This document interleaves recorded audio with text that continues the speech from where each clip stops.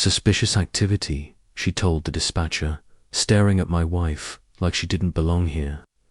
2 squad cars showed up within minutes, lights flashing, neighbors watching from behind their blinds like it was some neighborhood soap opera. Karen was already in full performance, mode arms folded, sunglasses on, lips tight with fake concern. "This is a quiet, secure community," she told the officers, and I didn't approve these new tenants. That's when my wife calmly stepped forward, opened one of the moving boxes, not to grab a lamp or a plate but a manila envelope. She turned to Karen and asked, "Karen Elizabeth Morton?" Karen gave her a smug look. "That's President Morton." My wife handed her the envelope and said, "By order of the county court, you've been served." Karen blinked. "Served? For what?"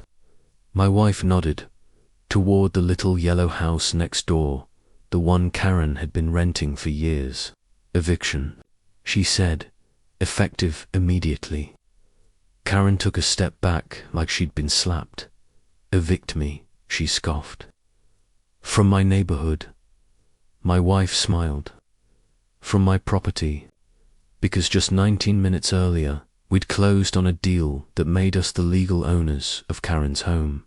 She just didn't know it yet, but let me back up. A few weeks before that moment, my wife and I were on the hunt for a new home.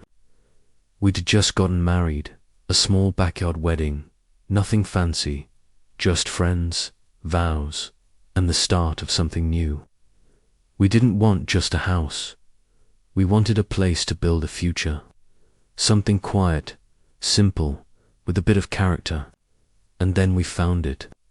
A blue 2-story colonial on a tree-lined street. Corner lot, wraparound porch. It felt like the kind of place where you could breathe deep and finally exhale. The neighborhood was straight out of a postcard. Flags on porches, trimmed hedges, driveways without a single crack. The kind of place that practically whispers, HOA controlled. And whisper it did. The listing agent leaned in when she told us, "This property includes the adjacent lot. That small yellow house next door, the one with all the HOA signs out front." I asked. She nodded. "That's the current HOA president's place," she said. "Well, sort of. She's just renting. The owner's trying to offload it. Quietly. Foreclosure's about a month out." My wife didn't even hesitate. She looked at the paperwork, scanned the owner's name, and her face changed. Cold, focused. I knew that look. A few years back, she worked a housing discrimination case. Civil rights litigation, ugly stuff. And guess whose name came up more than once? Karen Elizabeth Morton. Same woman, same tactics, different neighborhood. My wife looked at me and said, "Let's buy both." And we did, cash offer, fast close. One house to live in, one house with a ticking eviction clock. We moved in on a Tuesday, and within 20 minutes, Karen had called the cops on us. What she didn't know, she was standing on a porch she no longer had the right to stand on. Let's talk about Karen. You know the type. Wears a Bluetooth headset even when she's not on a call. Drives a Lexus SUV but parks diagonally like she owns 3 spaces. Keeps a clipboard in her trunk for violations. She ran the HOA like it was a military operation. Mailbox, not regulation height. Fine. Grass 2 inches too long. Warning, unapproved garden gnome. Citation. She called herself the last line of defense for property values. What she really was, a professional control freak with a badge she printed at Staples. Karen had made life hell for renters, young couples, veterans, and basically anyone who didn't fit her exact mold of acceptable suburban resident. And now, she'd just called the cops on the owner of her house. After she was served, Karen tried to play it cool. Told the officers it was a mistake, that they'd be hearing from her attorney. They didn't seem too concerned. The moment they left, Karen turned to us and said, "You won't last a month in this neighborhood." My wife just looked at her and said, "You won't last the week." And she was right. Karen started a campaign the very next morning. She sent us 3 violation notices before. 10 a.m. one for leaving the moving truck parked overnight, it wasn't. One for having non-conforming curtains visible from the street, they were still in the box. And one for excessive noise. We'd dropped a toaster. She went full Karen. Flyers, group texts, whispering to neighbors. But here's the twist.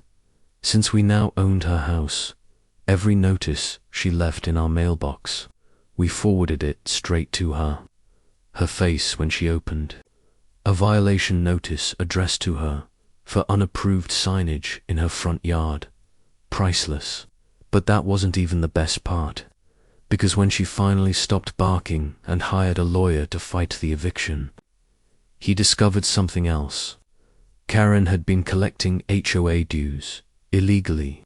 See, the HOA had never been formally registered with the county. Their original charter had expired.